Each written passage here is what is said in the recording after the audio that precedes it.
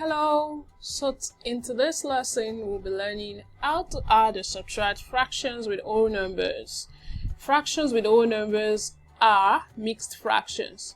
So when you have a mixed fraction like this and this, you want to combine them or you want to take one away from the other. How do we do it? Now, because this is addition, right? We would have to look for the common denominator to combine these fractions together. You see that they have different denominator. But we can use two methods to solve this. One, we can combine the whole numbers and then add the proper fractions, okay? Or second method would be to change it to improper fraction first. So that we use the first method. So we'll combine our whole numbers, 3 plus 3, that gives me 4. So I have 4 whole number. Then I'll go on and combine this proper fraction, this part of the mixed fraction. I have combined the whole numbers. The reason why I can do that is because at the end of the day, this would have the same denominator, so I can just combine their numerator, right? So let's look for a common denominator for 3 and 2, right? What's the LCM for 3 and 2? I would multiply and see. 3 times 2, 6. I think that's common to the two of them. So how many times can 3 go in 6? That's 2. I have 2 multiplied by its own numerator, right? Plus, not neglecting my sign. Then 2 in 6, that's 6 divided by 2. It will be in 3 places. Multiplied by its own numerator, that's 1. So 4 whole number, I still have 4 whole number. My denominator 6. 2 times 2 is 4. Plus 3 times 1, that gives me 3. So if we go on, we would have 4 whole number 7 over 6. Now, do we leave our answers as this? 4 whole number 7 over 6. 7 over 6 is an improper fraction. Is that not so? Let's remember that mixed fraction has to be whole number and a proper fraction. So what this means is that I can still get more whole numbers from this. Okay? So how many times can 6 go in 7? I have 4 whole number plus 1. Because 6 can go in 7 in one place. I have another whole number. That's what it means. What do we have left when we take 6 away from 7? 1 over 6. You see that? So I have 5 whole number, 1 over 6. Let's see another method. Changing it to improper fraction first. Let's change it to improper fraction before we combine. So I'm going to change this to improper fraction, and I have 3 times 3. That gives me 9. And then 9 plus the numerator 2. 9 plus 2 is 11. So this gives me 11 over 3 with the denominator remaining same, plus 2 times 1. That gives me 2. Then I add that to the numerator. 2 plus 1 is 3. So I have 3 all over 2. Now we can combine this using the LCM. Still be 6. How many times can 3 go in 6? That will be 2. I multiply by this numerator. That's 2 times 11. Let me close my bracket. Write out my sign. 2 in 6. That will be in 3 places. So I have 3 multiplied by the numerator. That's 3 times 3. Then I have 9.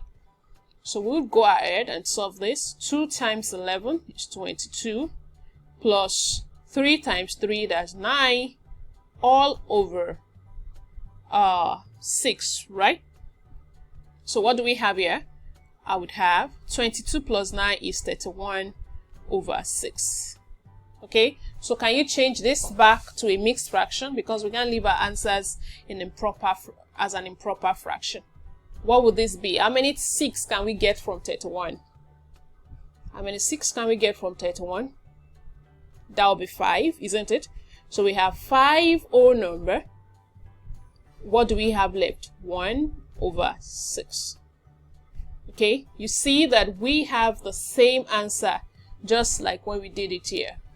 Okay, we'll take another example and I will let you decide which method you prefer to use. Okay, so this time around we have a subtraction. Now, when you're adding or subtracting fractions, the method and the principle is same. You only have to be conscious of the sign. Are you removing or you are adding together? Okay, so this time around also I would use the combining the whole numbers first. So this time around, because it is minus, I would have 3 minus 1. That gives me 2 whole number, and then combine the proper fractions.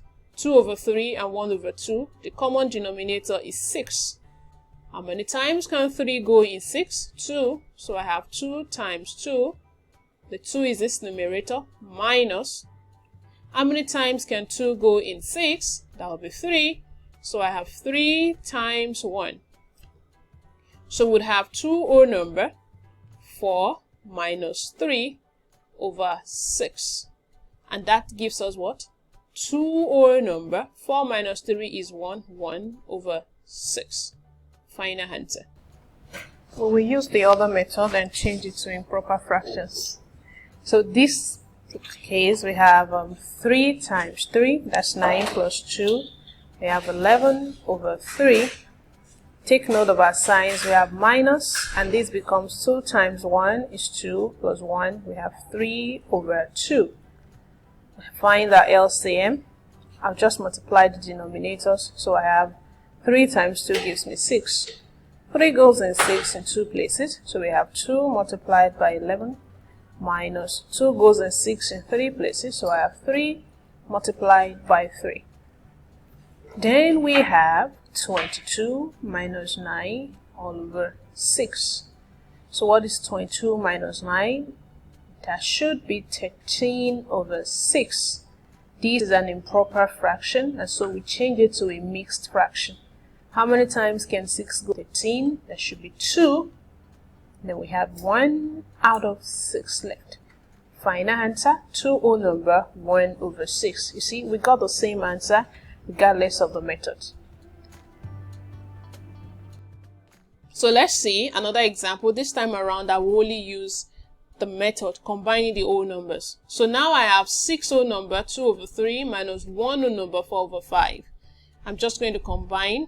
See, so now because I have minus, 6 minus 1, putting them together, I have 6 minus 1. So I have 5. Whole number. Now combine the proper fractions, 3 and 5. What will be the LCM? Let's just multiply. 3 times 5 gives us 15. Makes it quite easy. So we have 3 in 15 will definitely give us 5. It's going 5 places. 5 times 2 minus 5 in 15 would also give us 3 since we multiply the 2. So we have 3 times 4. Right? Okay, so now we have 5 whole number, 10 minus 12 over 15. Oh, this is one of those places that we have to do something, right? So we have 10 minus 12. That's not possible. Okay, so we have to borrow for this whole number. Now remember that I have been saying that this whole number is not 1. What's the value of this whole number? This whole number actually means that we have 15 out of 15 in 5 places. Is that not what it means? Because the value of the denominator is 15. 15 over 15 in 5 places. That's what it means. So when you borrow one whole number, it is the value of the denominator that you are borrowing. So here I'm going to borrow 1 so that I have 4 whole number left, and I have borrowed a 15 to this 10. Okay, so this becomes 15 plus 10 becomes 25 minus 12 all over 15. You see that? When you borrow one whole number in fractions, it's the value of the denominator because that's what it means. Okay, so now we've added it to 10 and now we have 25 minus 12. So we have 4 whole number. What is 25 minus 12? That would be 13. So I have 4 whole number, 13 over 15. Is this simplifiable? No. 13 and 15. 13 is a prime number. There is no common factor. right? So this will be a final answer. Okay, what if it was a subtraction? Why? I want you to be very conscious of your signs, okay? So look at that. Okay, we just did subtraction, sorry. Then this is an addition. Let's go about this. Let's see. 6 plus 1 gives us 7 whole number. And then we now have the common denominator to be 15. How many times can 3 go in 15? That will be 5 multiplied by this numerator times 2. Plus, how many times can 5 go in 15? That will be 3 multiplied by this numerator. That will give us 4. Okay? So we have 7 whole number. 5 times 2 is 10 plus 12 over 15. That gives us 7 whole numbers. See, I write my whole numbers in a very big way so that I don't mix it up as part of the proper fraction. 22 over 15. 22 over 15, 22 over 15, it's an improper fraction. So which means I can still get an whole number, one or more from this. So how many 15s can I get in 22?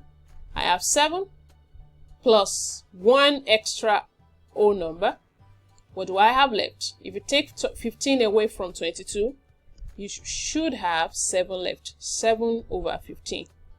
So a final answer will be 8 whole number, 7 over 15. Simplifiable? No. That will be a final answer. So when you are combining fractions with whole numbers, when you are adding or subtracting, combine the whole numbers or change the mixed fractions to improper fractions. I have said that I prefer this because it's a shorter method, and it helps you to work with lesser numbers, as smaller numbers, right, to simplify. Take note of the signs. That's the most important thing. The sign, is it addition or subtraction?